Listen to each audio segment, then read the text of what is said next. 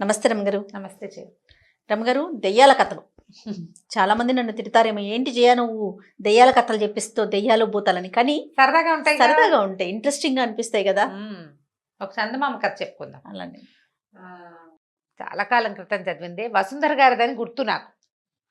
అవునో కాదో ప్రేక్షకులు ఎవరైనా చెప్పాలి. అలాగే ఆథర్ పేరండి వసుంధర గారు చాలా నావెల్స్ కూడా రాశారు. చాలా బాగా మంచి కథకులు.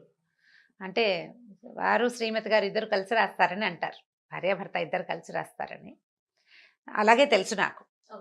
బాగుంటాయి కథలు. మరి చందమామ కథలే చాలా కాలమైంది చదివి, కానీ బాగుంటుంది సరదాగా. ఓ రామాపురం అనే ఊళ్ళో ఒక మర్రి చెట్టు ఉందట. అయితే ఏమైందట, ఒకరోజు దాని మీద చాలా దయ్యాలు ఉన్నాయట.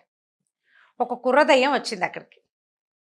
వస్తే ఆ చెట్టు మీద ఉన్న దయ్యాలున్నాయి, పోనాయినా ఇక్కడ వాళ్ళంత మంది ఉన్నాం మేమే, ఇంకోటి ఏదైనా చూసుకో, ఏదైనా ఇంట్లో ఉండొచ్చు కదా, ఎందుకు మా దగ్గర చేరతాం, మేమే చాలా మంది ఉన్నాము, మాకే ఇక్కడ ప్లేస్ చాలటం లేదన్నాయి. అనేసరికల్లా అది ఏం చెప్పింది, వచ్చిన కూరదయ్యం, మొన్నటిదాకా ఓ ఇంట్లో ఉండేవాడిని, అక్కడ వాళ్ళు భూత వైద్యులను పిలిపిస్తారు, మనుషులు ఇళ్లలో ఉండలేము, ఇదివరకు హాయిగా ఇళ్లలో ఉండొచ్చని భావించేవాడిని, ఎవరింట్లో ఉన్నా ఉంటే వాళ్ళు తెలిసిపోయింది అనుకో వాళ్ళకి మనం ఉన్నామని, భూత వైద్యులను పిలుస్తారు, వాళ్ళ బాధ పడలేము, భూత వైద్యుడు ఒకటి నన్ను పంపించేశాడు, ఏం చేయలేక ఇక్కడికి వచ్చాను అని బతిమలాడింది. మిగిలిన వాళ్ళంతా ఒప్పుకోలే, ఇంకో చెట్టు చూసుకున్నారు. మర్రి చెట్టు బాగుంటుంది, నాకు పైగా నాకు చెట్టుగాలే ఇష్టం, నాకు మర్రి చెట్టుగాలే నా ఒంటికి పడుతుంది, నేనుండే మర్రి చెట్టు మీద చాలా మంది ఉన్నారని ఇంట్లోకి వెళ్తే ఆ ఇంట్లో వాళ్ళు తరిమేశారు, నేను ఇక్కడికి వచ్చాను అని బతిమలాడింది. మిగిలిన వాళ్ళంతా పోపమన్నారు. అయితే వాళ్ళల్లో కొంచెం సుమారుగా ఉన్న దయ్యం ఒకడు మంచివాడు ఉన్నాడనమాట. వాడు ఏమన్నాడంటే, సరే అయితే నేను వెళ్ళి మనుషుల ఇంట్లో ఉంటా, ఎప్పటి నుంచో మనుషుల ఇళ్లలో ఉండాలనుంది నాకు, నా ప్లేస్లో నువ్వు ఉండు నా బదులు అని చెప్పి ఈ దయ్యం వెళ్ళిందట. కొత్తగా వచ్చిన కుర్ర దయ్యమేమో ఈ దయ్యప్ప ప్లేస్లో ఈ చెట్టు మీద ఉండిపోయింది. ఈ వెళ్ళిన దయ్యం ఏం చేసింది, పోలయ్య అనే ఒక ఆయన ఇంట్లో చేరింది. పోలయ్య గారింట్లో చేరితే ఆ పోలయ్య గారింట్లో భార్యాభర్త, ఇద్దరు కొడుకులు, ఇద్దరు అబ్బాయిలకి పెళ్ళిళ్ళు అయినాయి. పెద్ద అబ్బాయికి ఒక 3 ఏళ్ల చంటి పిల్ల కూడా ఉంది, ఓ పిల్లాడు ఉన్నాడు. వీళ్ళు చక్కగా కులాసగా కబుర్లు చెప్పుకునేవాళ్ళు, బాగా పని చేసుకునేవాళ్ళు, అన్ని పనులు పాటలు చూస్తుండేది ఈ దయ్యం ఆ ఇంట్లో కూర్చుని. పైన ఎవరికి కనపడదు కదా, ఆ చిన్నపిల్లాడి ముద్దు ముచ్చట్లు అవి చూస్తే గొప్ప సరదాగా ఉండేది దానికి.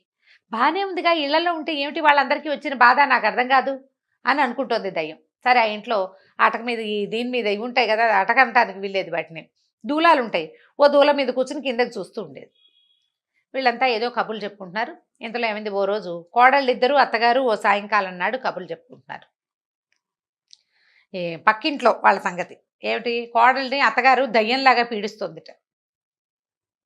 అయితే పెద్ద కోడలు చెప్పింది, దయ్యంలాగా పీడిస్తుందిట, దయ్యం పట్టినట్టు పట్టేసింది వాళ్ళ అత్తగారు దాన్ని అంది. అనేసరికల్లా కోడలంది, దయ్యం కానీ దయ్యాలు చాలా నయం అనేసరికల్లా ఇప్పుడు ఇలా మాట్లాడుకుంటారు. మాట్లాడితే అత్తగారింది, ఏమిటే దయ్యం సంగతి నీకు బాగా తెలుసా, దయ్యాలు బట్టి పీడిస్తాయంటవా అని అత్తగారు అడిగింది.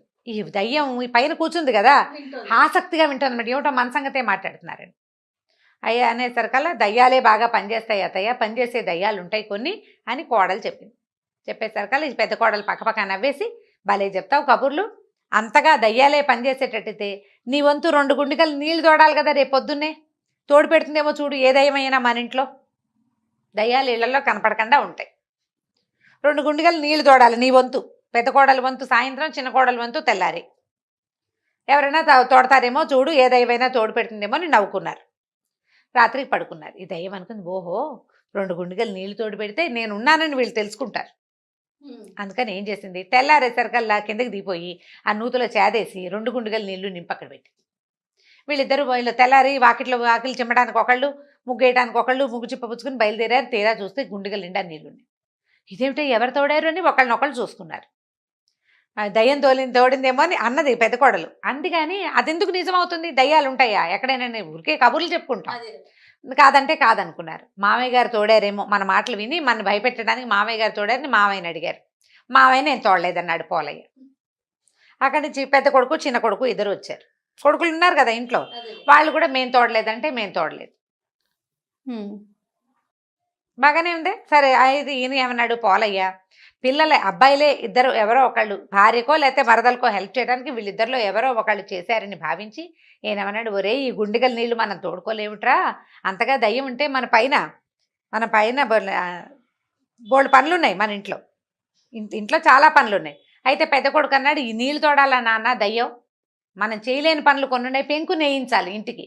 3 ఏళ్ల నుంచి అనుకుంటున్నాం, పెంకు నేయించలేదు. పెంకు నేయటం అంటే పెంకులో ఈ పెంకుటిళ్ళు ఉంటాయి కదా, అవి తీసి తీసి మళ్ళీ పెడతారు. వాటిని చక్కగా సర్దుతారు. పగిలిపోయినవి ఏమైనా వానలకి వాటికి పగిలినాయి అనుకో అవి తీసేస్తారు. పాడైపోయినవి తీసేసి కొత్త పెంకులు కొద్దిగా తెచ్చి పెంకులు మళ్ళీ చక్కగా రీఅరేంజ్మెంట్ అన్నమాట. ఇల్లు నెయ్యటం అంటారు దాన్ని, పెంకులు నెయ్యటం, పెంకులు సర్దటం అనమాట అది. మరి ఇల్లు నేయటం అని వాడతారు మా పెంకుటిల్లుని. ఇల్లు నేసి ఎన్నాళ్ళలో అయింది, 4 ఏళ్ల నుంచి వాన పడినప్పుడల్లా ఇబ్బంది పడుతున్నాము. ఆ పెంకులు నేయకపోయింది, ఆ దయ్యం ఈ నీళ్లు తోటం ఎందుకు, ఈ పని మనం చేసుకోగలం కదా అని నవ్వుకున్నారు. సరే దయ్యం అనుకుంది, ఓహో ఈ పని చెయ్యాలి కాబోలు వీళ్ళకి అనుకుని ఏం చేసింది, ఆ పెంకులు నేసేసింది. తెల్లారేసరికల్లా చూస్తోంది రెడీగా, వీళ్ళు నా పనిని గుర్తించారో లేదో, దయ్యాలు మంచివాళ్లే, మంచివే, అవి పనులు చేసి పెడతాయి, కోడళ్ళు అత్తగారులను పీడించినట్టుగా లేదా అత్తగారులు కోడళ్ళని పీడించినట్టుగా పీడించవు అని చెప్పాలని దాని ఉద్దేశం. తెల్లవారేసరికల్లా ఏమైంది, ఈ పోలయ్య గారు ఉన్నాడు కదా, ఆయన పొద్దున్నే లేచి ఏదో గుండె పట్టుకుని పడిపోయాడు. ఏదో వచ్చింది సమస్య. తీరా డాక్టర్ని పిలిచారు. గ్యాసే కదని గుండెల్లో మంట వస్తుంది, కానీ కడుపులో ఒక వ్రణం ఏదో ఒక గడ్డ వచ్చింది ఆయనకి. సరే డాక్టర్ ఏమన్నాడా, వచ్చిన డాక్టరు శస్త్రచికిత్స చేయాలి, దీనికి కొంచెం నొప్పి ఎక్కువగా ఉంటుంది, మాత్రలు వాడుకోవాలి అని చెప్పాడు. చెప్పేసరికల్లా ఇంటిల్లిపాది ఈ రగడలో పడ్డారు. ఈ ఇల్లు నేయబడిన సంగతి వాళ్ళు చూసుకోలే. అదే సరే ఏం చేశారు, గబగబా హాస్పిటల్కి తీసుకెళ్లారు. ఏదో అక్కడ పల్లెటూరు వైద్యశాలే పాతకాలపది, అక్కడికి తీసుకుపోయారు. వైద్యం ఏదో చేశారు. ఆయనకి కడుపులో నొప్పి వచ్చినప్పుడల్లా నిద్ర మాత్రం వేస్తే సరిపోతుంది, నిద్రలో ఉంటే కొంచెం నొప్పి తగ్గుతుంది, ఒక వారం 10 రోజులు ఇలా ఉంటుందని చెప్పాడు.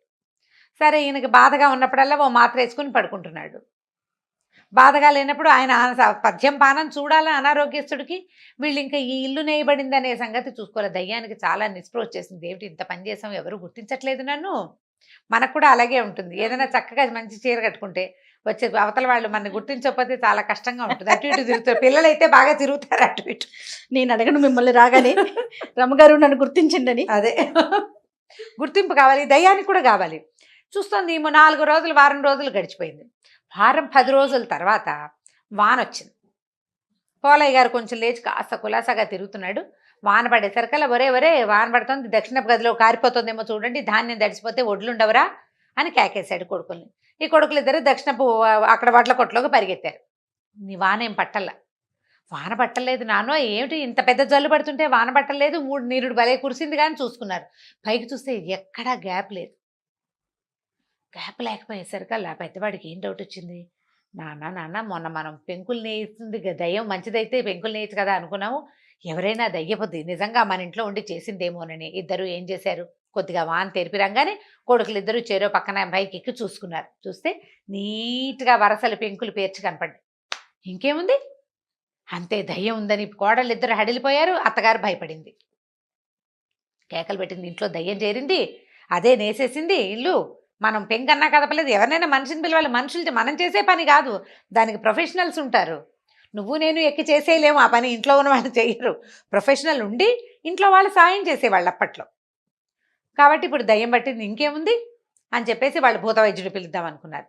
ఈ దయ్యానికి హడలు పుట్టింది, నాయనో వీళ్ళు ఏదో చేస్తున్నారని పరిగెత్తుకుంటూ పోయింది మర్రి చెట్టు దగ్గరికి. ఆ మర్రి చెట్టు దగ్గర ఉన్న వాళ్ళంతా హాహాకారాలు చేశారు, ఎందుకు వచ్చావు, ఇక్కడ గ్యాప్ లేకపోతుంటే పోమన్నారు. అయితే ఏ దయ్యానికైతే తను రీప్లేస్మెంట్గా ఇంట్లోకి వెళ్ళిందో ఆ దయ్యం దగ్గరికి వెళ్ళి అడిగింది, మంత్రవేత్తలు వస్తే భూత వైద్యుడు వస్తే ఏం చేస్తాడరా అని. వాళ్ళు ఏం చేస్తారంటే మంత్రాలు వేసి చింతకాయ బరికి పెట్టి కొడతారు, ఆ దెబ్బలు వీపుకు తగులుతాయి, మనకి ఒళ్ళంతా మంట పుడుతుంది, అదే సమస్య, నువ్వు వచ్చేసావుగా నీకేం అవదలేదు, ఈ దయ్యానికి ఇంటికి వదిలిపెట్టి రావాలని లేదు, వాళ్ళు కావాలి దానికి, అందుకని ఏం చేసింది, సరే మీరు ఇక్కడే ఉండండి అని తను మళ్ళీ ఇంటికి వచ్చేసింది. వచ్చి ఏం చేసింది, పోలయ్య గారు రోజు నిద్ర మాత్ర వేసుకుంటున్నాడు కదా, 2 నిద్ర మాత్రలు మింగేసి పడుకుంది ఒక మూల. పడుకునేసరికల్లా ఆ భూత వైద్యుడు వచ్చాడు, హాంపి పట్టని బోళ్ళంత మంత్రం చదివాడు. ఆయనకి ఎక్కడా కనపట్టల్లా, కదలిక ఉండాలి, దయ్యాలు కదులుతూ ఉంటాయి గాల్లో, అట్లా గాల్లో కదా కదిలేది, ఇది నిద్ర మాత్రం మింగేసింది, మత్తుగా జోగుతోంది, ఒక దీని మీద దూలం మీద పడుకునుంది, కదలిక లేదు. లేకపోయేసరికల్లా ఆయన ఏం దయ్యం లేదండి, ఏమీ లేదు అని చెప్పేసరికల్లా సరే వెళ్ళిపోయి ఆయన పంపించేశాడు. పంపించేశాక మొన్న గుండెగలతో నీళ్లు తోడింది, నిన్నేమో పెంకులు నేసింది, ఉందో లేదో మన ఇంట్లో దయ్యం, ఖచ్చితంగా ఉంది. మనకు తెలుసు ఆ 2 పనులు అదే చేసింది. మనం చేయలేదు కాబట్టి. మూడో మనిషి వచ్చి మనుషులు చేసే పని కాదు కదా! అది కనపడకుండా చేసేది అసలు కాదు. అని అనుకుని వీళ్ళేమనుకున్నారు, ఆయన అన్నాడు, "అదేమిట్రా ఒకవేళ ఉంటే గనక ధాన్యపు కొట్లో బోల్డన్ని వడ్లున్నాయా? వడ్లన్నీ దంచి బియ్యం చేస్తుందేమో చూద్దాం. ఒకవేళ దయ్యం ఉంటే ఆ పని చేస్తుంది" అన్నారు. అనేసరికల్లా ఈ దయ్యం ఏమనుకుంది, ఓహో! వీళ్ళకి ఇది కావాలనుకుని ధాన్యం అంతా దంచేసింది తెల్లారేసరికల్లా. దంచేసి బియ్యం అక్కడ పెట్టింది సంచులు. చూసుకున్నారు వాళ్ళు. అమ్మ బాబోయ్! ఇంకేముంది, దయ్యం మన ఇంట్లోనే ఉంది. కాకపోతే అప్పుడు ఆయన ఒకటి ఆలోచించాడు. మామూలుగా దయ్యాలు ఏం చేస్తాయి? ఇబ్బంది పెడతాయి, బాధ పెడతాయి. ఇది చూస్తే గుండిగల్లో నీళ్ళు తోడు పెడుతుంది, మనకు డబ్బు ఖర్చు లేకుండా నేసేస్తుంది. ఇప్పుడు ఒడ్లు దంచడం అంటే చిన్న పనే, గూళ్ళు పడిపోతాయి. చచ్చేలాగా పనిచేస్తే కానీ ఒడ్లు దంపుడు అవ్వదు. అప్పట్లో మరలు అవి లేవు కదా, దంచుకొని చెరుక్కుని బియ్యం చేసుకునేవాళ్ళు. నువ్వు దంచక్కర్లేదు, చెరగక్కర్లేదు, పనంతా మిగిలిపోయింది. తర్వాత ఎవరికైనా డబ్బిచ్చి చేయించుకోక్కర్లేదు. చేసి పెడుతుంటే ఇది దయ్యం ఎందుకైంది? దేవత. మామూలుగా ఏం చెప్తారు, ఇబ్బంది పెట్టేది దయ్యం, చక్కగా ఉండేది హాయిగా మనని సుఖంగా సంతోషంగా ఉంచేది దేవత. మన ఇంట్లో ఉన్నది దయ్యం కాదు, దేవతే. ఇది దేవతే కాబట్టి ఆ ఉన్న దేవతకి దానికి ప్రీతి కలిగేలాగా ఏదైనా చేద్దాం, మనం చేయలేని పనులు దానికి చెప్పుకుందాం అని చెప్పి రోజు మా ఇంట్లో ఉన్న దేవత నీకో నమస్కారాన్ని ఓ దండం పెట్టడం మొదలుపెట్టారు. ఈ దయ్యానికి సంతోషం వచ్చేసింది. చూసావా వీళ్ళు నన్ను దేవతగా భావిస్తున్నారని మళ్ళీ పోయింది మర్రి చెట్టు దగ్గరికి. వెళ్ళి ఏం చెప్పిందంటే, కీడు చేస్తే దయ్యాలంటే భయపడతారు, మంత్రవేత్తల్ని పిలుస్తారు. మంచి చేస్తే హాయిగా ఇళ్లల్లో ఉండొచ్చు. ఈ వెధవ మర్రి చెట్లు పుచ్చుకుని వెళ్ళాటం ఎందుకు? దిక్కుమాలి మర్రి చెట్లు ఇంట్లో సుఖంగా ఉంటుంది, ఎవ్వరూ మనని కదపరు. ఏదైనా చేత చేయగలిగినంత మంచి చేసామనుకో వాళ్ళు మనని హాయిగా ఉంచుకుంటారు, రోజు దండ పెడతారు పొద్దున్నే అని చెప్పింది. చెప్పేసరికల్లా దయ్యాలు కొన్ని నిజమా అన్నాయి. అక్షరాల నిజం. నేను పోలయ్య గారింట్లో పూజ చేయించుకుంటున్నా, రోజు పొద్దున్నే దండం పెడతారు నాకు, ఎక్కడున్నా నీకు దండమని. కాకితో పాటు నాకు కూడా ఓ పెడితే అన్నం పెడుతున్నారు, అది కాకే తింటుంది, కానీ నా పేరుతో పెడుతున్నారు కదా వాళ్ళు. కాబట్టి ఇలా చాలా మన మంచి ప్రవర్తనతో ఉన్నామంటే మనని దేవతలుగా పూజిస్తారు అని చెప్పేసరికల్లా కొన్ని దయ్యాలు మేము కూడా దేవతలుగా ఉంటామని ఇళ్ళని పట్టుకుని వెళ్ళిపోయినాయి. కొన్ని కొంటి దయ్యాలు ఉంటాయి, అల్లరివి, చచ్చిన మాట వినవు.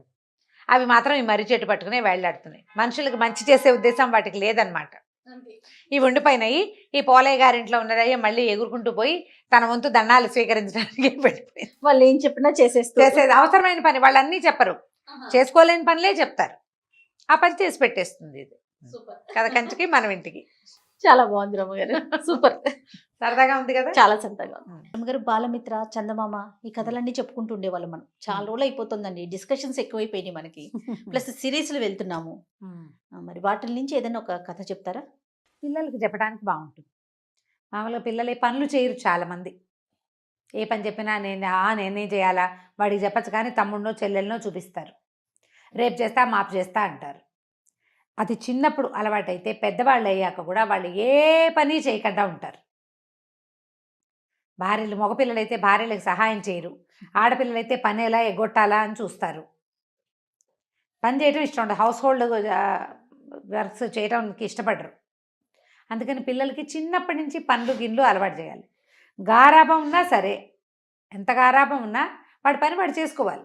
కంచం పెట్టుకోవటం, కంచాలు తీయటం, వాడి కంచం వాడు అన్నం తిన్న ప్లేట్ తీయాలి, టిఫిన్ ప్లేట్ తీయాలి, పాల గ్లాస్ పట్టుకెళ్ళిస్తే మళ్ళీ తీసుకెళ్ళి వాడే సింకులో పెట్టాలి లేదా కడిగి పెట్టాలి. ఇట్లాంటి అలవాట్లు చేయండి పిల్లలకి. అవునండి.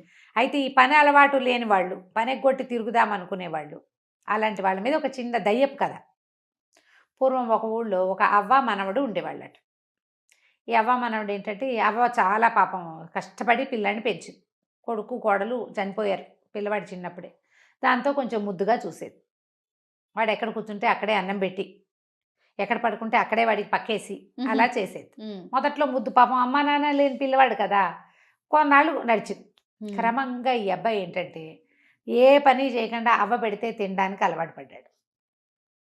ఎప్పుడైనా ఏదైనా బలవంతంగా ఒక పని చేయిస్తే, ఏ పొలం పనో చేయిస్తే మళ్ళీ 3-4 రోజుల దాకా నాకు అది నొప్పి ఇది నొప్పి అనేవాడు, పని మానేసేవాడు. కానీ తిండి కావద్దు, తిండి కావాలిగా, వాళ్ళ దగ్గర వీళ్ళ దగ్గర డబ్బులు తీసుకుని ఏవో ఒకటి కొనుక్కుని తినేసేవాడు. మళ్ళీ ఆ డబ్బులు వెనక్కి కట్టడానికి, పని చేయడానికి బద్ధకం. ఊళ్ళలో అప్పుడు ఏముంది, వస్తు మార్పిడ్లు, పని మార్పిడ్లు అవి ఉండేవి. ఏదో కొట్లో నుంచి వస్తువులు తెచ్చుకుంటే కొట్లో అవసరమైన పని చేసి పెట్టాలి. ఓ పొలంలో నుంచి ఏదైనా తెచ్చుకుంటే వాళ్ళకి పొలం పని అవసరమైనప్పుడు చేయాలి. అబ్బాయి అసలు చేసేవాడే కాదు. ఎప్పుడు ఏదో ఒక గొడవ వచ్చేది వాళ్ళ ఇంటికి. మీ వాడు అది తీసుకున్నాడు ఇది తీసుకున్నాడు అంటే ఈ బామ్మ మామ అవ్వ ఒక్కతే ఎక్కడి నుంచి ఇస్తుంది. రోజు అనేది ఒరే నేను నిన్ను మొయ్యలేకపోతున్నాను, నేను నిన్ను మొయ్యలేకపోతున్నాను, చాలా బరువు అయిపోయావు నువ్వు నాకు, పని చెయ్యి ఏదైనా పని చెయ్యి, పెద్దవాడివి అవుతున్నావు, 18 ఏళ్ళు వచ్చినాయి, పని చేయకపోతే ఎట్లా, ఇంకా 4 ఏళ్ళు పోతే పెళ్లి చేసుకుంటావు, పెళ్లి కావాలంటే నేను పని చేయను అనేవాడు. మరి పెళ్లి చేసుకుంటే భార్యను పోషించుకోవద్దు, మరి పిల్ల చెల్ల పుడితే వాళ్ళని చూడొద్దు. దాంతో ఇక అవ్వ విసిగిపోయేది. ఒకరోజు ఏమందంటే ఒరే నువ్వు ఎక్కడికైనా వెళ్ళిపో, నాతో నువ్వు ఉండద్దు అంటే వాడి కోపం వచ్చింది. కోపం వచ్చి ఏమనుకున్నాడు, ఎంతసేపు పని పని అంటుంది, హాయిగా చెరువు గట్టును కాళ్ళు చాపుకుని పడుకుంటే ఎంత హాయిగా ఉంటుంది, గాలేస్తుంటే నిద్ర పడుతుంది, అన్నం వేళకి ఇంటికి వస్తే అవ్వాయిలాగా అన్నం పెడుతుంది, అవ్వ అన్నానికి డబ్బు ఎక్కడి నుంచి తెస్తోంది అనేది వాడికి అక్కర్లా. సరే ఏమనుకున్నాడు, ఇది లాభం లేదు, ఈవిడితో ఉండకూడదు, అడవిలోకి వెళ్ళిపోదాం హాయిగా, ఏ పని చేయక్కర్లా, అడవిలో ఏముంది పని, ఏదో కాయ కసరు కనపడుతుంది, వాటితో పొట్ట నింపుకుని హాయిగా ఉండొచ్చు, రోజు ఎట్లా గడుస్తుంది అనే ఊహ లేదు వాడికి. ఒకవేళ ప్రమాదం ఉంటుందేమో ఇంకా అంత దాకా వాడు ఊహించలా. వాడికి ఏదైనా ఊహిస్తే ముందే పని చేసేవాడు. అదే కదా. సరే అట్లా పోయి ఒక అడవిలో ఓ చెట్టు కింద కూర్చున్నాడు. చెట్టు కింద కూర్చుంటే ఆ చెట్టు మీద ఒక దయ్యం ఉందట, చింత చెట్టు. అది ఏం చేసింది, పైనుంచి చింతకాయలు రాల్చింది. వీడు పళ్ళు పండితే బాగుంటాయి, పుల్లపుల్లగా తీతీగా బాగుంటాయి, 4 పళ్ళు తిన్నాడు, అక్కడే కూర్చున్నాడు. అదేమనుకుందంటే సరేలే వీడిని ఏం చేస్తామని సాయంకాలం దాకా చూసింది. చీకటి పడినా వాడు వెళ్ళల, పగలల్లా దానికి అంత శక్తులు ఉండవు, సాయంత్రం పూట చీకటి పడేసరికి శక్తి పెరుగుతుంది, రాత్రికి వెళ్ళిపోతాడేమో అనుకుంది. ఎవ్వరూ చింత చెట్ల కింద పడుకోరు. అవును, మర్రి చెట్ల కింద చింత చెట్ల కింద పడుకోకూడదు అనుకుంటారు. వీడు పోవటల్లా కాళ్ళు చాపుకుని పడుకున్నాడు. అవతల ఏదో నీళ్లున్నాయి, పోయి మంచినీళ్ళు తాగొచ్చాడు, కాసేపు అటు ఇటు తిరిగాడు, ఏవో తిన్నాడనమాట, చెట్ల పళ్ళో కాయలో దుంపలో తిన్నాడు, వచ్చి మళ్ళీ చెట్టు కింద పడుకున్నాడు. పడుకునేసరికి దయ్యానికి ఆశ్చర్యం వేసింది. దిగొచ్చింది తెల్లవారుసామున, ఏరా అబ్బి నీకు భయం ఎట్లేదా, ఏంటి ఎందుకు వచ్చావు ఏమిటి అని అడిగితే, అబ్బో ఊళ్ళో ఉంటే పని చేయాలి, ఎంత పనో, ఎప్పుడు పని, ఎంత చేసినా తరగదు, మా అవ్వ ఒక పని వెనకాల ఒక పని వెనకాల ఒక పని చెప్తుంది, ఓ రోజు చేసి మానేయటానికి ఉండదు, పని చేయి అంటారు, నాకేమో ఖాళీగా కూర్చోవాలని ఉంటుంది. ఓకే, మా అవ్వ నేను పోషించలేనని తిడుతుంది, కోపం వచ్చేసాను అన్నాడు. ఈ దయ్యానికి అప్పుడప్పుడు వచ్చే మనుషులు ఆ రోడ్డు మీద, వాళ్ళు పట్టుకెళ్ళే సంచులు, వాళ్ళు ఎప్పుడైనా వదిలిపెడితే తనకి వాసన వచ్చేటువంటి తినుబండారాలు, అవన్నిటి మీద మంచి ఆసక్తి ఉంది. దయ్యం అయితే ఓ పని చేద్దామా, నువ్వు నా బదులు చెట్టు మీద ఉండు, నేను నీ బదులు ఊళ్ళోకి వెళ్తా, నాకు కూడా చూడాలంది, నాకు ఖాళీగా ఉండాలని లేదు, ఎవరు వస్తారా కాలక్షేపానికని చూస్తూ ఉంటాను నేను ఎంతసేపు, నువ్వు కనపడ్డావు రాత్రి నుంచి సరదాగా బాగోదు, ఎవడో ఒకటి మనిషి తిరుగుతుంది వాడి కేసు చూడడం, నాకు ఆ మనుషుల్ని చూడడం ఇష్టం, కావాలంటే పని చేస్తాను అనేసరికల్లా సుశీలుడు బాగానే ఉందనుకున్నాడు కుర్రాడు, బాగుంది ఈ పని చేద్దాం అనుకున్నాడు. సరే దయ్యానికి ఎలా నువ్వు నేను ఎలా అవుతావంటే, ఏముంది రేపు పొద్దున్నే నేను దయ్యం రూపంలో నుంచి బయటకు వచ్చేస్తాను, నీ బాడీలోకి వస్తా, నువ్వు నాలాగా మారిపోదు కానీ, నాకు తెలుసు ఆ విద్య, కాకపోతే ఏంటంటే నువ్వు వచ్చి అడిగితేనే ఇస్తా బాడీ, ఎవరు చెప్పినా నేను నా బాడీ నీకు ఇవ్వను, మనం మార్చుకోలేం, మనం ఒకళ్ళకొకళ్ళు ఒప్పుకోవని మార్చుకోవాలి. ఓకే, ఒకళ్ళు ఒప్పుకోపోయినా రెండో వాళ్ళకి అవకాశం లేదు. అంటే వీడేమనుకున్నాడు, ఏముంది మనకి చెట్టు మీద ఉండొచ్చు హాయిగా, తిండక్కర్లా గిండక్కర్లా, ఇప్పుడు తిండెట్లా అన్న భయం వస్తుంది మనుషులైతే, నాకేం భయం, హాయిగా చెట్టు మీద పడి ఉంటామే కదా, పని పాటల కన్నా హాయిగా పడుకోవచ్చు కామీగా అనుకొని బాడీ మార్చుకోవడానికి ఒప్పుకున్నాడు కుర్రాడు దయ్యము ఇద్దరు కలిసి బాడీ ఎక్స్చేంజ్ చేసేసుకున్నారు. ఒకళ్ళు ఇటు అటు అటు ఇటు మారిపోయారు. దయ్యమేమో సుశీలు కుర్రాడుగా మారిపోయింది, ఆ సుశీలుడేమో దయ్యంగా మారిపోయాడు. పోయి చెట్టు ఎక్కి కూర్చో, అబ్బా ఎంత హాయిగా ఉంది, లైట్గా బట్టలు కూడా అక్కర్లేదు, ఏ చెట్టు మీద కావాలంటే ఆ చెట్టు మీద చేయమని వెళ్ళిపోవచ్చు, ఎక్కడ కావాలంటే అక్కడ పడుకోవచ్చు, పక్క వేసుకోవాలి కిక్కేసుకోవాలి, గోల లేదు, అన్నం వండుకునే పని లేదు, తలకాయ దూకోవాలి, ఈ ఘోషలు లేవు, మురిగ్గా ఉన్నావు అనేది మా అమ్మ, స్నానం చేయలేదు, స్నానానికి కూడా బతకమే బడికి, హాయిగా ఉందని చింత చెట్టుకి తోక వెళ్ళాడేసుకుని కూర్చున్నాడు. ఓకే, ఈ కుర్రాడి వేషంలోకి వచ్చిన దయ్యము దానికి ఎంత ఎక్సైటింగ్గా ఉందో, నడుస్తుంటే మహా బాగుంది, అంతకుముందు గాలిలో తేలిపోకుంటూ ఉండేది, ఇప్పుడు చక్కగా స్థిరంగా నడుస్తుంది, వెళ్ళి చెరువు దగ్గర నిలబడి చూసుకుంది, అచ్చు ఇందాక వచ్చిన కుర్రాడి లాగానే ఉంది తను, చాలా సంతోషించి సరే వీళ్ళు ఎలాగా గుర్తులు అన్నీ తెలుసుకుంది, వీణే అడిగింది, అలా గుర్తుల ప్రకారం ఇంటికి వెళ్ళిపోయింది. అవ్వ ఊరు నాయన వచ్చావా, ఎక్కడికి పోయావురా రాత్రంతా, దాదా సర్ది తాగుదు కానీ అని ఇచ్చింది. ఇచ్చేసరికి అలా మాట్లాడకుండా పుచ్చుకుంది దయ్యం, అది ఎన్నేళ్ళయిందో చచ్చిపోయి, ఆ. దయ్యంగా ఉంది, ఫుడ్ లేదు. హాయిగా ఆ చద్ది అన్నం తిని ఉల్లిపాయలు పచ్చిమిరపకాయలు కొరుకుని తింటుంటే అమ్మ ఎంత ఆనందమో, ఎంతో బాగుంది. తర్వాత మా అమ్మ వాళ్ళ అవ్వ అడిగింది, ఏరా పక్కింటి కామంత్ గారికి పని ఉందిట్రా, నేను వెళ్తానంటే నేను కూడా వస్తానన్నాడు. ఆశ్చర్యపోయింది, ఏమిటి వీడు వస్తానంటున్నాడు అని. అంతకుముందు ఉబో అనేవాడు. ఆ, ఆ. ఆవతో పాటు పొలం వెళ్ళాడు. పనిలోకి వెళ్ళాడు. చాలా పని చేశాడు, అన్ని పనులు అందరితో పాటు. సాయంత్రం ఇంటికి వచ్చాక ఎంత బాగా నిద్ర పట్టిందో. అది దయ్యంగా ఉన్నప్పుడు దానికి నిద్రే తెలియదు.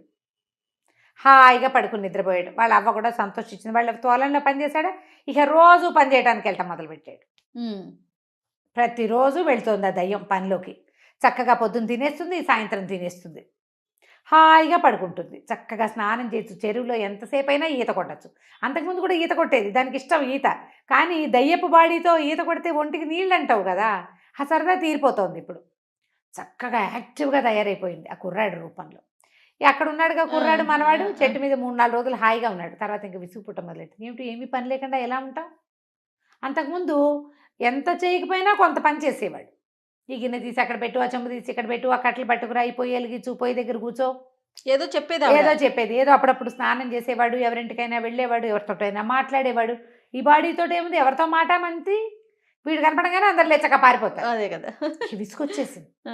ఒక 5-6 రోజులు 10 రోజులు గడిచేసరి కల్లా ఎగురుకుంటూ పోయి తన ఇంటికి వెళ్ళాడు. అక్కడ పడుకుని ఉన్న ఈ కుర్రాడిని చూసి, కుర్రాడి రూపంలో పడుకున్న దయ్యాన్ని చూసి, మన ఇద్దరం బాడీ మార్చుకుందాము, నేను ఉండలేకపోతున్నాను అక్కడ అనేసరికల్లా ఈ దయ్యం అంది, నేను హాయిగా ఉన్నా, నాకు కూడా అనిపించాలి బాడీ మార్చుకోవాలి, నాకు ఇప్పుడు అనిపించట్లా, నాకు పని చేస్తేనే బాగుంది, పని చేస్తేనే జీవితం బాగుంటుంది, నేను చచ్చినా నా బాడీ నీకు ఇవ్వనంది. ఏం చేస్తాడు ఆ కుర్రాడు? అయ్యో. ఏడుపు మొహం పెట్టుకుని పోయాడు.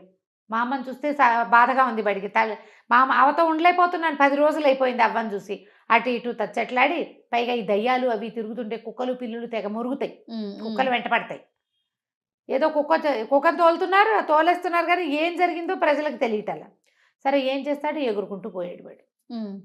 ఈ లోపల ఇంకా ఇలా 10-15 రోజులు గడిచాక ఏమైంది, ఓ కామంద్ గారు ఒక ఆయన వచ్చాడు. వచ్చి ఎవరిని అడిగాడు, నీ మనవడు ఏడి అని. ఇప్పుడే పొలం పనికి వెళ్ళాము, వచ్చాము ఇప్పుడే, ఇదిగో మా మనవడు అని అనేసరికల్లా, ఏరా నువ్వు 10 రూపాయలు తీసుకున్నావు అప్పుడెప్పుడో, నా 10 రూపాయలు నాకు ఇవ్వు అన్నాడు. అనేసరికల్లా వీడికేం తెలుసు, దయ్యం కదా ఇది, నాకు తెలియదు అనబోయాడు. అనబోయేసరికల్లా వాళ్ళ అవ్వంది, బాబు నా దగ్గర కొడితే కూడా రూపాయి లేదు, 10 రోజుల నుంచి నా మనవడు నాతో పనిలోకి వస్తున్నాడు, సాయంత్రం అయ్యేసరికల్లా వాళ్ళు బియ్యం ఇస్తున్నారు, హాయిగా అన్నం వండుకుని తింటున్నాం, రూపాయి లేదు, వాడు ఎట్లా ఇస్తాడో వాడు మీరు తెలుసుకోండి, నాకు తెలీదు, ఏ రోజుకు ఆ రోజు మేము తెచ్చుకుని వండుకునే పరిస్థితి నాది. వాడు ఆ 10 రూపాయలు ఏదైనా చిత్తుకాయ తలాట్లు పిచ్చాట్లు ఆడేశాడా, తినేశాడా, నాకు ఏం చేశాడో తెలీదు. అక్కడి నుంచి వాళ్ళు బయటికి లాక్కొచ్చారు.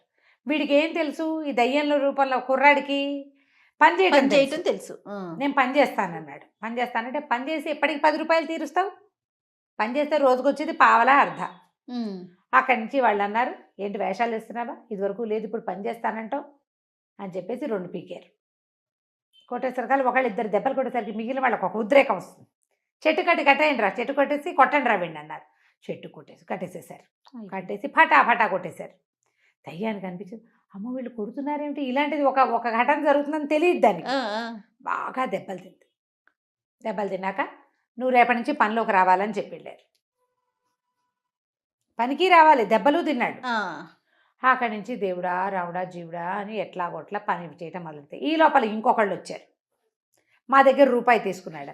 10 రూపాయలు తీసుకున్న వాళ్ళు 25 దెబ్బలు కొడితే రూపాయి తీసుకున్నవాడు ఎన్నో కొన్ని కొట్టాలి కదా. అక్కడి నుంచి భయం వేసేసింది వీడికి. ఓ నాయనో ఈ దెబ్బలు ఎవడు తింటాడు, పరిగెత్తుకుంటూ పోయాడు ఆ సుశీల్ దగ్గరికి. కుర్రాడు అక్కడ ఉన్నాడు కదా చెట్టు మీద. బాబు నీ బాడీతో నేను పడలేనురా, ఈ దెబ్బలు ఎవడు తింటాడు, ఎవడి దగ్గర నువ్వేమేమి బాకీలు చేసావో వాళ్ళంతా కొట్టడానికి వస్తున్నారు, ఇప్పుడు ఏమిటి పని చేయించుకుంటారు, కసి తీరడానికి కొడతారు, నా వల్ల కాదు, నీ శరీరం నువ్వు తీసుకో, నా బాడీ నాకు ఇచ్చేసి అనగానే అప్పటికి 20 రోజుల నుంచి విసిగిపోయి ఉన్నాడు ఆ సుశీలుడు. ఎప్పుడెప్పుడు వెళ్ళి అవ దగ్గర పడిపోదామా అని ఉంది. ఖాళీగా ఉండటం మంచిది కాదు అని తెలిసిపోయింది. అన్నీ కనపడతాయి పదార్థాలు. దయ్యాలు ఏం తింటాయి, ఆహారం అవసరం లేదు కదా, కంటికి నచ్చిన ఏ పదార్థము తినడానికి ఉండదు, పాడు చేయగలదు దయ్యం, తిండి ఉండదు. వెంటనే బాడీ స్విచ్ అయిపోయాయి. దయ్యం పోనీలే ఎప్పుడో ఒకసారి సరదాగా చూసాం కదా, ఎప్పుడైనా వచ్చి నన్ను పలకరించు, బాయ్ బాయ్ అని చెప్పేసింది, చిటకేసింది. ఈ సుశీలుడు పరిగెత్తుకుంటూ వెళ్ళి అవ్వని కావలించుకున్నాడు. అవ్వా అని ఆవిడ ఆశ్చర్యపోయింది. రోజు ఇక్కడ ఉండేవాడు ఎందుకు కావలించుకుంటున్నాడో తెలియదు.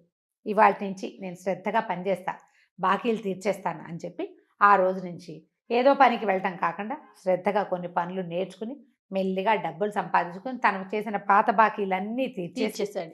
ఆ తర్వాత నిదానంగా జీవితంలో కుదురుకున్నాడు. పని చేసిన వాడిదే జీవితం. అంతే. పని అనేది ఇతరులకి సహాయమే కాదు, నీకు కూడా. ఖాళీగా ఉండటం, ఏమీ చేయకుండా ఎంతసేపు ఇట్లా ఇట్లా ఇట్లా నొక్కుంటూ కాలక్షేపాలు చేయటం, ఇది బ్యాడ్ ప్రాక్టీసు. మగపిల్లల్ని పని చేయించకూడదు, పెళ్ళాలు వచ్చి పని చేస్తారు లాంటి దిక్కుమాల ఉద్దేశాల్లో ఉండకండి. పనులు అలవాటు చేయండి పిల్లలకి, వాళ్ళ పని వాళ్ళు చేసుకోవటం కనీసం. రైట్. ఇతరులకు సహాయం చేయటం రెండో పాయింట్. ఇవి నేర్పించాలి. సోమరిపోతులు కాకుండా ఉంటారు. ఈ కథని ఇంకా సరదాగా ఇంకా వాళ్ళకి నచ్చేలాగా చెప్పుకోవచ్చు మీరు. రైట్. రమ్మగారు దెయ్యం కథ ఒకటి చెప్తారా? దయ్యాల కథ చెప్తాం. చెప్పండి. ఏంటి 4, 5, 10, 15 ఉన్నాయా? చెప్తాను చూడు. పూర్వం అప్పట్లో నౌకా వ్యాపారాలు అవి ఉండేవి కదా, మన వాళ్ళు ఎక్కడికో పోయి ఎక్కడో బిజినెస్ చేసుకుని వచ్చేవాళ్ళు. అట్లా నౌకలు వ్యాపారాలు చేసే కాలంలో రత్నశెట్టి అని ఒక శెట్టి గారు ఉండేవాడు. ఆయన ఆయన తిరగని ఎక్కని పడవలేదు, తిరగని దేశం లేదు, చూడని ద్వీపం లేదు, అసలు ఆయనకి ఆ వ్యాపారంలో తెలియందే లేదు. భలే గొప్పవాడు ఆయన. ప్రతి వాళ్ళు ఆయనతో కలిసి ప్రయాణం చేయాలని ఉబలాట పడేవాళ్ళు. ఆయనతో వెళ్తే ట్రిప్ చాలా బాగుంటుంది, ఎన్నో కొత్త విషయాలు తెలుసుకోవచ్చు, కొత్త కొత్త ఊళ్ళు చూడొచ్చు, అద్భుతమైన బిజినెస్లు చేయొచ్చు, బాగా సంపాదించవచ్చు, బోల్డ్ ఉండేవి. ఆయనకి షష్టి పూర్తయింది. ఓకే. అందరూ ఏమన్నారు, షష్టి పూర్తయింది, ఇంక మానేయాలి, నువ్వు పెద్దవాడివి అయిపోయావంటే ఆయన ఏమనుకున్నంటే, 1 లాస్ట్ జర్నీ, ఒకటే చివరిది, ఇది చేసి ఇంక ముందు చెయ్యను అని చెప్పి ప్రచారం చేశాడు. ఆయనతో బోల్డంతమంది తయారయ్యారు. వారా వీరా జనం, కళాశీలు వాళ్ళు వీళ్ళు ఉంటారు, ఈ పడవలు నడిపేవాళ్ళు. బయలుదేరి పడవ ఎక్కారు, వెళ్తున్నారు. సముద్ర మధ్యంలోకి వెళ్ళాక ఏదో పెద్ద తుఫాను, ఊహించలా వీళ్ళు, సడన్గా వచ్చేసింది. ఈ నావకి చుక్కాని విరిగిపోయింది, ఆ పడవకి, వాళ్ళు వెళ్తున్న షిప్కి. ఎన్నిసార్లు సముద్రపు అలలు వాళ్ళని ముంచేయటానికి ప్రయత్నం చేసినాయి. ఎట్టా గొట్ట రెక్కున్నారు, అన్నీ పోయినాయి. దిక్సూచి విరిగిపోయింది, చుక్కాని విరిగిపోయింది, ఇంకేమిటో పోయింది. ఆ తర్వాత ఈ పడవకి పైన కడతారు కదా, అవన్నీ పోయినాయి. షేప్ ఉంది, ఆ తెరచాపంతా పోయింది, షేప్ ఉంది, మనుషులు ఉన్నారు. మొత్తాన్ని గింగిరాలు తిరుగుతూ ఓ పక్కకేటో చేరటం మొదలుపెట్టింది. అది సరేలే, ఏదో ఒక లంకకి పడితే అది అక్కడ ఏదైనా దిగి రిపేర్ చేసుకోవచ్చు, మన దగ్గర ఉన్నది కాకుండా చెట్టో చేమో మనుషులో ఎవరన్నా కనపడతారని చూద్దామనుకున్నారు. ఒకవైపుకి వెళ్తోంది. అది వెళ్తుంటే వీళ్ళు, బాబుగారు అదేంటండి, అదేమై ఉంటుంది, చూడండి అని ఆయన లేపుకొచ్చారు. ఆయన చూస్తూ, నాకు తెలిసిన ద్వీపం కాదు ఇది, ఏ దయ్యపు లంకో అయి ఉంటుంది. దయ్యాల లంకలు కొన్ని ఉంటాయి సముద్రంలో, నేను ఎప్పుడు వెళ్ళలా, ఇది నాకు తెలియదు అనేసరికి మిగిలిన వాళ్ళంతా అన్నారు, దయ్యాల లంక అట్ట అంటారేంటండి, అలాంటివి ఉంటాయంటే, ఉంటాయిరా, మనం చూడకపోతే లేదంటే ఎట్లా, మనం చూడలా, కానీ లేదని అనకూడదు, ఉండే ఉంటుంది, చూద్దామన్నారు. దగ్గరికి వెళ్తుంటే అది ఎట్లా కనపడుతుంది, చాలా చక్కగా, బాగా పెద్ద కొండ, కిందంతా ఏవో తోటలు దొడ్లుగా, అదేదో అడవి వెర్రెత్తినట్టు లేదు, ప్లాండ్గా పెంచినట్టుగా కనపడుతోంది. బాగా మోకాల కంటే తక్కువగా ఉన్నటువంటి గడ్డి, ఏవో తిరుగుతున్నాయి, గొర్రెల్లాగా కనపడుతుంది. వీళ్ళన్నారు, దయ్యపు లంక అయితే ఇట్లా ప్లాండ్గా ఎలా ఉంటుంది, మనుషులు ఉన్నారు డెఫినెట్గా ఇక్కడ, అది చూద్దామన్నారు.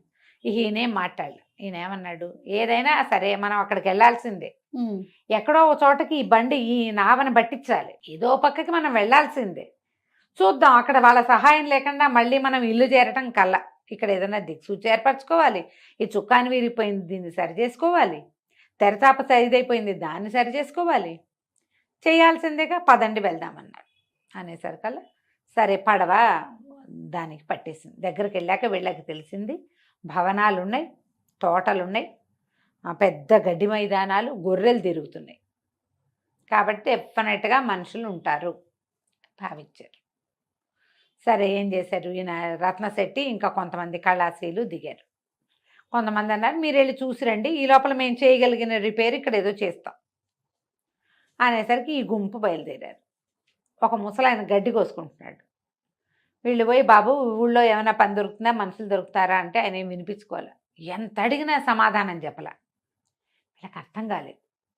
ఇంకా ముందుకెళ్ళారు. ఎవరో కుర్రాడేవో ఇట్లా సామాన్లు మోసుకొస్తున్నాడు. వీళ్ళు ఏం పలకరించినా వాడు మాట్లాడలా. వీళ్ళ భాష కాదా ఏమిటో వీళ్ళకి అర్థం కాలేదు. ఇంకా ముందుకెళ్తే ఒక 4-5 పిల్లలు ఎగురుకుంటూ వీళ్ళని దాటుకుంటూ వెళ్ళారు. వీళ్ళు ఎవరైనా మన ఎదురుకుంటూ ఇప్పుడు మనుషులు వస్తున్నారనుకో, వాళ్ళని చూసి ఆగటమో, అడగటమో, మాట్లాడటమో, కనీసం తప్పుకోవటమో చేస్తాం. ఏమీ చేయలే. వీళ్ళ మీద నుంచి వెళ్ళిపోయారు వాళ్ళు అనిపించింది వీళ్ళకి. ఓకే. ముందుకెళ్తే గొర్రెలున్నాయి, గుడ్లున్నాయి, పెద్ద పెద్ద ఇళ్ళు, బోల్డన్ని పంటలు, తోటలు, పెద్ద కోటగోడలు. కానీ ఒక్కడు వీళ్ళకేసి చూడ్డు, మాట్లాడ్డు. వీళ్ళకి అర్థం కావటల్లా ఏమిటి ఏమిటి ఏమిటి అని. ముందుకెళ్ళేసరికి ఆయనకు అనిపించింది, ఒరే ఇది దయ్యాలంకే, వీళ్ళెవ్వరూ మనుషులు కాదు, వాళ్ళకి మనం కనపట్టలేదు. సరే చూద్దామని ఆ కోట దాకా వెళ్ళారు. వెళ్తే బయట సైనికులు ఉన్నారు, కాపలాలు. క్రమంగా వీళ్ళకి ఏమర్థమైంది, వాళ్ళల్లో ఎవ్వరూ తమని చూడటం లేదు. దారిలో చెట్లు కాయలు కనపడుతున్నాయి, కోసుకుని తిన్నారు, ఎవ్వరు ఏమంటలే. సరే లోపలికి వెళ్ళారు. ముందుకెళ్తే పెద్ద కోట, సైనికులు కాపలా ఉన్నారు. కోట దాటి గేట్ దాటి లోపలికి వెళ్ళారు. లోపలికి వెళ్తే ఏమిటో డ్యాన్సులు జరుగుతున్నాయి, సంగీతాలు జరుగుతున్నాయి. ఓ రాజుగారు పెద్ద సభా సమూహంగా కనపడుతుంది. ఆ సభలోకి వెళ్ళారు. ఎవరి దాన్ని వాళ్ళు పాడేసుకుంటున్నారు, డ్యాన్సులు చేస్తారు. రాజుగారు వాళ్ళు వీళ్ళు ఓహో ఓహో అంటున్నారు. ఈయన అన్నాడు, పొరే ఒక తమాషా చేస్తాను చూడండి అని చెప్పి అలా వెళ్ళి రాజుగారి మొహంలో మొహం పెట్టి చూడడం మొదలుపెట్టాడు. రాజుగారు ఈయన అతను చూడలేదు కానీ కెవ్వుమని కేక పెట్టి పడిపోయాడు, స్పృహ తప్పిపోయాడు. వీళ్ళు హడిలిపోయారు ఏమైపోతుందో అని. ఈ లోపల అందరూ వైద్యుడేడి వైద్యుడేడి అంటే ఒక భూత వైద్యుడు లాంటి వాడు ఒకడు పరిగెత్తుకొచ్చాడు. దగ్గరికి వెళ్ళాడు రాజుగారి దగ్గరికి. రాజు నాడి చూశాడు, ఏమీ లేదు, గాలి చేష్ట అని చెప్తున్నాడు. అసలు గాలి ఎవరు? వాళ్ళే, అంతే. వాళ్ళందరూ ఆత్మలే, అవన్నీ దయ్యాలే కానీ మనుషులు కాదు వాళ్ళు. అప్పుడు ఏమన్నారు, ఎవరో మనిషి వచ్చాడు లోపలికి. ఆ మనిషి స్పర్శకి రాజుగారికి ఈ పని వచ్చింది. ఇలా వచ్చేసింది, స్పృహ తప్పిపోయాడు. ఏదో స్మెల్లింగ్ సాల్ట్ లాంటిది వాసన చూపించారు, లేవదీశారు. ఇప్పుడు ఆ మనిషికి ఏం చెయ్యాలి? అందరూ అటు ఇటు చూస్తున్నారు, ఎవరికి వీళ్ళు కనపట్ల, వీళ్ళు మాత్రం అన్నీ చూస్తున్నారు. అప్పుడు ఏమన్నాడు భూత వైద్యుడు, అలా కాదు, ఆహార పదార్థాలు వండండి బాగా అంటే అన్నీ వండారు. వండి అక్కడ పెట్టారు, పట్టుకొచ్చారు. అప్పుడు దండాలు పెట్టించాడు అందరితోటి. ఓ మనుషులారా, మీరెవరో, ఓ మనిషి నువ్వు ఇక్కడే ఉండుంటావు, మమ్మల్ని వదిలిపెట్టేసి ఇక్కడ ఉన్న ఆహార పదార్థాల్లో నీకేం కావాలంటే అది తిని మమ్మల్ని వదిలిపెట్టి వెళ్ళిపో. మా రాజుగారికి చాలా సెన్సిటివ్, ఆయన సుకుమారుడు, అలా మనుషుల పొలకమని సహించలేడు. మేమందరం వాటికి బాగా అలవాటై మాకేం భయం లేదు, కానీ మా రాజుగారి వల్ల కాదు. కాబట్టి కావలసిన ఆహారం తినేసి మమ్మల్ని వదిలిపెట్టి వెళ్ళిపో. ఇవన్నీ దయ్యాలే కానీ పంటలు కాయలు అన్నీ నిజమే. వాళ్ళన్నీ పనులు చేసుకుంటారు. శుభ్రంగా వండి పెడితే వీళ్ళు 11 మందో 12 మందో వెళ్ళారు, కళాశీలు వీళ్ళంతా. శుభ్రంగా ఆకులు వేసుకుని జామన ఉన్నదంతా శుభ్రంగా తినేశారు. తిన్నారు. అక్కడి నుంచి ఈ సౌగా మొత్తం కోటంతా తిరిగి తమకి చుక్కానికి కావలసిన వస్తువులన్నీ సేకరించుకున్నారు. ఈ ఆహారం ఇంత మూట కట్టుకున్నారు. అక్కడ ఉన్నారుగా కొంతమంది, అన్ని మూటలు మోసుకెళ్ళారు. వీళ్ళు వెళ్ళిపోతూ ఉంటే ఆ భూత వైద్యుడు అన్నాడు, రాజుగారు తేలిక పడుతున్నాడు అంటే వాళ్ళు వెళ్ళిపోతున్నాడు వచ్చిన మనిషి, పర్వాలేదు పర్వాలేదు మీరందరూ ధైర్యంగా పని చేసుకోండి అంటే, అంతకుముందు ఆ దయ్యాలన్నీ నుంచునున్నాయి ఏం పని చేయకుండా రాజుగారిని చూసుకుంటూ. ఎవరి దారిని వాళ్ళు పనులలోకి వెళ్ళిపోవటం మొదలెట్టారు. కొంతమంది గొడ్లు తోలుతున్నారు, కొంతమంది గొర్రెలు తోలుతున్నారు, కొంతమంది గుర్రాల సంగతి చూస్తున్నారు. ఊడ్చేవాళ్ళు తుడిచేవాళ్ళు ఎవడి పని వాడు చేసేసుకుంటున్నాడు. వీళ్ళు వాళ్ళ మధ్యలో నుంచి తమకు కావాల్సిన సామాన్లన్నీ మోసుకుని తిండి కూడా మోసుకుంటూ నడుచుకుంటూ వెళ్ళిపోయారు. వెళ్ళి పడవ దగ్గరికి వెళ్ళాక ఆ సామాన్లతో రిపేర్లు అయినాయి కానీ తిండి మూటలు ఊడదీస్తే అందులో ఏం లేవు, ఇంతంత పిండాలు ఉన్నాయి. అవి ఆహారం తిన్నదే. అక్కడ వీళ్ళు ఏం తిన్నారో తినేశారు. పట్టుకొచ్చిన దాంట్లో ఏది వీళ్ళకి తినడానికి రాలేదు. చెట్లకు కోసారు కాయలు, అవి మాత్రం ఉన్నాయి. సరే వీళ్ళు ఏం చేశారు, కిందకి దిగి మళ్ళీ కట్టెలు అవి ఇవి కట్టుకొట్టుకుని అవి తెచ్చుకున్నారు లోపలికి. చుక్కానికి కావాల్సిన రిపేర్ అంతా చేసుకున్నారు. లోపల సామాన్లలో ఎప్పటివో పురాతన సామాగ్రి, దయ్యాలు వాడవు పెట్టవు, వాటిని దిక్సూచులు అవి ఉన్నాయి. ఇక్కడికి పడవల్లోనే వచ్చేవాళ్ళు వాళ్ళు, బహుశా అంతా చచ్చిపోయారు ఏనాటిదో అది. సరే ఆ దిక్సూచి కూడా ఒకటి పట్టుకొచ్చుకున్నారు. వచ్చాక చూసుకుని తమ ఊరు ఏ వైపు ఉందో ఆ వైపుకి ప్రయాణం మొదలుపెట్టి నిదానంగా వెళ్ళిపోయారు. ఊరు చేరాక మేము దయ్యపు లంక చూసాం, అందులో ఇలా ఉంది అలా ఉంది అని రోజుల తరబడి చెప్పుకున్నారు వాళ్ళు. కానీ మళ్ళీ ఇంకా ఏ ప్రయాణంలోనూ వాళ్ళు ఆ లంకని చూడలేదు. రత్నశెట్టి గారు ఆ తర్వాత ఇంకా వెళ్ళాల. ఇదే మంచి లాస్ట్ ట్రిప్ ఏదైతే చేసామో అది ఒక అద్భుతమైన ట్రిప్పు. వాళ్ళు చూస్తుండగానే వాళ్ళు వండుకున్న ఆహారం వాళ్ళకి తెలియకుండా తినేసాం మనం. అది ఎంత బాగుంది ఎక్స్పీరియన్స్, అద్భుతమైన ఎక్స్పీరియన్స్. మనం భయపడలా, అవి భయపడ్డాయి మనని చూసి. అంతే. రాజుగారు స్పృహ పడిపోయాడు కదా. ఈ కబుర్లే చెప్పుకుంటూ ఉండేవాళ్ళు ఎంతకాలమో. ఇప్పటిదాకా నేను చేసిన అన్ని ట్రిప్పులు ఒక ఎత్తు, ఆఖరి దయ్యపు లంకకి వెళ్ళిన ట్రిప్పు వేరేది అని అందరికీ చెప్పుకుంటూ ఉండేవాడు. కథ కంచికి మనం ఇంటికి. బాగుందండి. రమ్మగారు, విక్రమ బేతాళ కథలు ఆ మధ్య ఎప్పుడో చెప్పుకున్నట్టు గుర్తు. ఎందుకంటే ఈ మధ్య మనం సిరీస్ లోకి వెళ్ళిపోయాం. కాశీ మజిలీలు ఇవన్నీ చెప్పుకుంటూ ఉన్నాం కదా. సో విక్రమ బేతాళాలు ఏమన్నా ఉంటే ఒక కథ చెప్పుకుందామండి. ఒరిజినల్ కథ చెప్దాం. రైట్. అంటే కథలు మొదలైనప్పుడు తర్వాత కల్పిత కథలు మనం చాలా చెప్తాం. చందమామలో పడినవి. చందమామలో కొన్ని ఒరిజినల్స్ వచ్చినాయి. మనం కథా సరిత్సాగరంలోనే అంటే మన బృహత్ కథలోనే ఈ కథలు ఉన్నాయి. విక్రమార్కుడివి. అందులో విక్రమార్కుడు పేరుండదు, త్రివిక్రమ దేవుడు అనేవాడి కథలు అనమాట. అవన్నీ బేతాళుడితోటే మాటలు, బేతాళుడు ఎగిరిపోవటము అవన్నీ కూడా ఉంటాయి. సేమ్ కథలే. తర్వాత దాన్ని మనం విక్రమార్కుడు బేతాళుడుగా మార్చుకున్నాం. సో ఒరిజినల్ కథల్లో నుంచి ఓ కథ చెప్తాం. ఏం చెప్దాము? పూర్వం అదే ఇప్పుడు విక్రమార్కుడు సంగతి చెప్పాలిగా. ముందు పట్టుబదలని విక్రమార్కుడు మళ్ళీ వెనుదిరిగి శ్మశానం లోపలికి నడిచాడు.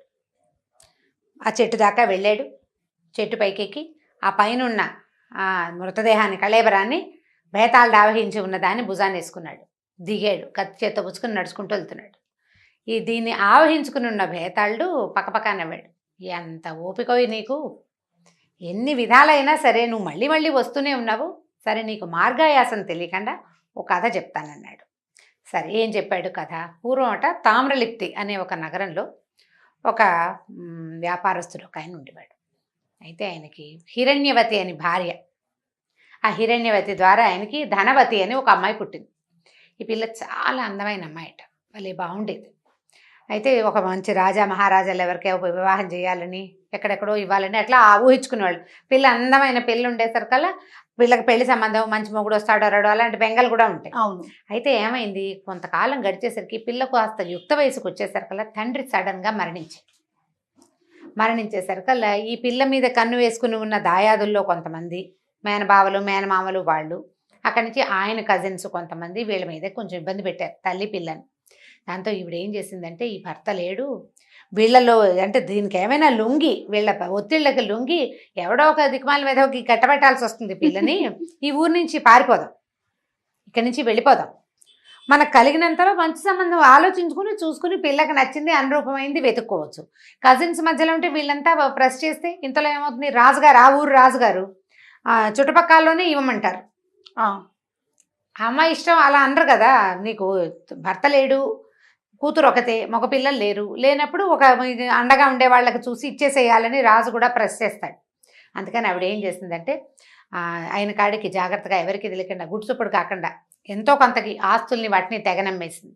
కొంత బంగారం కాస్త డబ్బులు ఏర్పరచుకుంది. ఒకనాటి రాత్రి అవతల వైపు ఉన్న తామ్రలిప్తికి అవతల ఉన్న ఒక నగరంలో భర్త స్నేహితుడు ఒక ఆయన ఉన్నాడు. ఆయనకు ఉత్తరం రాసి పంపించింది, మేము వస్తాము, నేను నా కూతురు వస్తామని.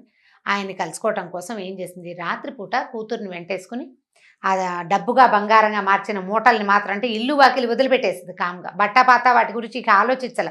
పిల్ల, ఆ పిల్ల తాలూకు భవిష్యత్తు, తల్లుల తాపత్రయం అట్లా ఉంటుంది. ఏం చేసింది, చీకట్లో బయలుదేరారు. ఈ వెళ్తూ ఉండగా ఏమైందంటే, వీళ్ళు చీకటి నడిచేటప్పుడు ఆ రోజుల్లో కరెంట్లు అవి లేవు కదా, అంటే మనకి స్ట్రీట్ ల్యాంప్స్ అవి లేవు, స్ట్రీట్ లైట్లు లేవు. ఈ వెళ్తున్న దారిలో ఏదో వేగ్గా నడిచి వెళ్తున్నారు. ఒక కొరత వేసి ఉన్న ఒక వ్యక్తిని తగిలింది ఈవిడ. కొరత అంటే ఏంటంటే? కొరత అంటే ఒక శిక్ష. ఒక పొడుగాటి శూలం ఉండి దానికి అడ్డంగా పుల్లలు ఉంటాయి. దొంగతనాలు, దోపిడీలు అవి చేసిన వాళ్ళని, ఎక్కువ అంటే సమాజం పనికి ఎక్కువ ద్రోహం చేసిన వాళ్ళని ఆ శిక్ష వేస్తారు. ఈ మనిషిని ఇట్లా కింద నుంచి ఇట్లా దింపేస్తారనమాట. వాడు ఇలా దిగిపోతాడు. ఈ కొరత సంగతి 2-3 సార్లు చెప్పాను నేను, నువ్వు మర్చిపోయి ఇన్ని వ్యవహారాల మధ్య మర్చిపోతున్నావు నువ్వు. అయితే ఈ కిందకి వెళ్ళి క్రమంగా మరణిస్తారు. కాశీ మజిల్లో అనుకుంటాను స్టోరీలో ఒక అతన్ని. అయితే ఏమైంది, ఈ కనపట్టు కనపడలేదు వీళ్ళకి. ఈవిడ వెళ్తూ వెళ్తూ ఏమైందంటే ఈవిడ భుజం ఆ కొరతలో సగానికి పైగా దిగిపోయి ఉన్న వాడికి తగిలింది. అమ్మా అన్నాడు. అనేసరికి కంగారు పడేది. అమ్మో మనిషో జంతువో భూత పిశాచ పిశాచాలు ఏమిటో తెలీదు తెలియదు కదా. ఎవరినైనా అని కంగారు పడింది. కంగారు పడితే అతను అన్నాడు, అమ్మ నేను దొంగని, కొరత వేయబడ్డాను అని చెప్పాడు. నీ చెయ్యి తగిలేసరికల్లా బాధ వచ్చి అరిచాను అన్నాడు. అనేసరికల్లా వీళ్ళకి అప్పుడు అర్థమైంది తాము శ్మశానంలో ఉన్నాము అని. ఆ శిక్షలు సాధారణంగా వధ్యస్థానాలు ఇలా అంటే మరణ శిక్షలు విధించే స్థానాలు శ్మశానాలకి దగ్గరగా ఉంటాయి.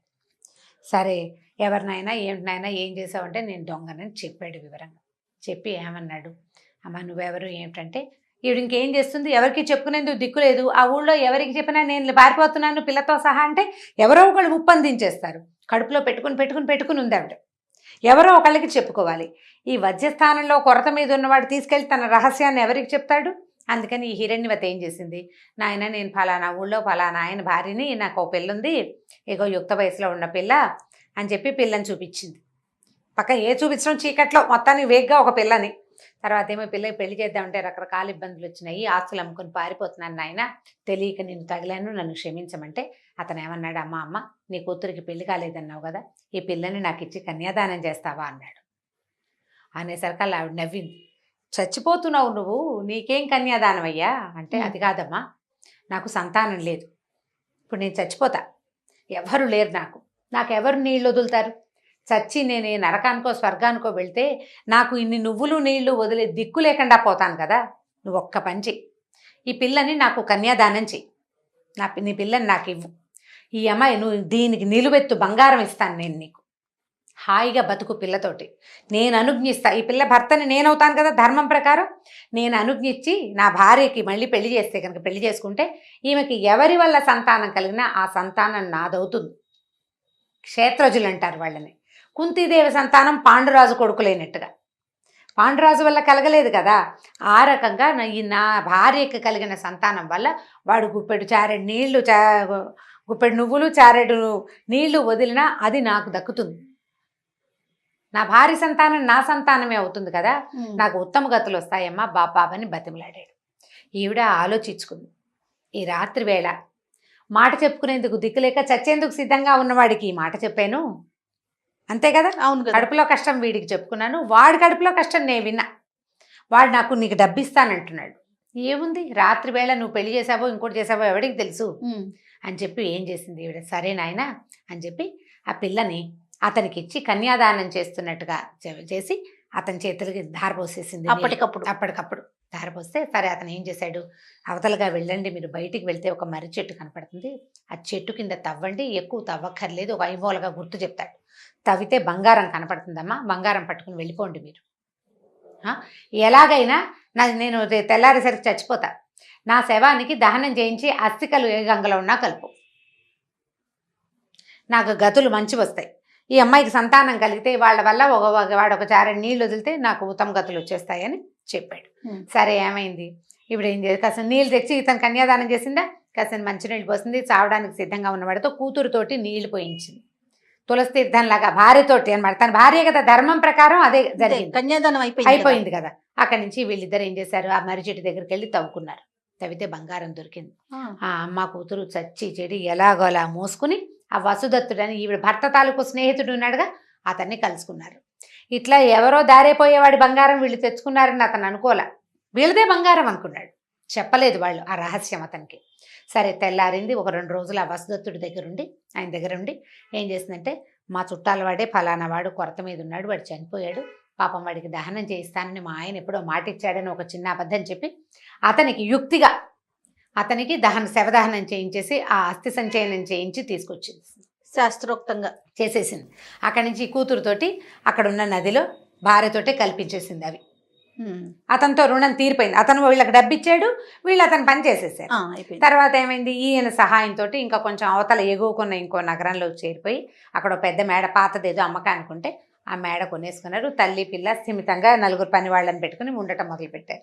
ఈవిడేంటి ఇప్పుడు కొత్త ఊళ్ళోకి వెళ్ళాం, చుట్టుపక్కల 4 స్నేహం చేయాలి, రాజుగారి దగ్గర కొంచెం మర్యాద నేర్పాలి, అక్కడ పెళ్లి సంబంధాలని ఫలానా ఊరు అని ముందు చెప్పినా చెప్పపోయినా గోత్రం భర్త ఎలాగూ లేడు, గోత్రనామాలు చెప్పుకుని మెల్లిగా పిల్లకి పెళ్లి సంబంధం చూద్దాం అనుకుంది. అనుకునేసరికల్లా ఏమైంది, ఒకనాడు ఈ పిల్ల వీడి కూతురు ధనవతి చాలా అందమైన పిల్ల అని చెప్పాం కదా, ఓ వాకిట్లో నిలబడి చూస్తుంటే ఒక బ్రాహ్మణ అబ్బాయి అటు వెళ్తూ కనపడ్డాడు. అతని పేరు చిన్నస్వామి. చాలా అందంగా ఉన్నాడట. ఈ అమ్మాయి ఏం చేసింది, అమ్మ అతను చూడవే ఎంత బాగున్నాడు, అలాంటి వాడికి ఇచ్చి పెళ్లి చేయవే నన్ను అని అడిగింది. ఈవిడేమనుకుంది, పిల్లకి ఏమిటి అందమైన పిల్ల, దానికి అనురూపమైన వరుడు కావాలంతే. ఆల్రెడీ పెళ్ళైపోయిన పిల్ల రహస్యంగా. సరే ఏం చేశారు, చెలికత్తెని పంపించింది అమ్మాయి. మన ఇంటికి రమ్మని పిలవమని. చెలికత్తె వెళ్ళి అడిగింది, ఏమండి మళ్ళా హిరణ్యవతి గారు అమ్మాయి ఇక్కడ మేడం చూసారా, ఆ మేడ వాళ్ళదే పచ్చ మేడ, వాళ్ళ అమ్మాయి ఎంతో అందంగా ఉంటుంది, మిమ్మల్ని ప్రేమించింది, మీరు నచ్చారు ఆవిడకి, మా ఇంటికి రండి అని పిలిచింది. పిలిచేసరికల్లా ఈయన అన్నాడు, నేను ఊరికే ఎందుకు వస్తాను, నాకు డబ్బులు కావాలి, ఇస్తుందేమో కనుక్కోమన్నాడు. ఈ చిన్నస్వామి అనేవాడు ఉన్నాడు కదా, వీడికి ఆ ఊళ్ళో ఒక మంచి పేరున్న నృత్యాంగన అంటే ఇష్టం, హంసావళి దాని పేరు. ఆ హంసావళికి ఒకరోజు ఆవిడతో స్పెండ్ చేయడానికి 700 వరహాలు ఆవిడ తాలూకు ఖరీదు.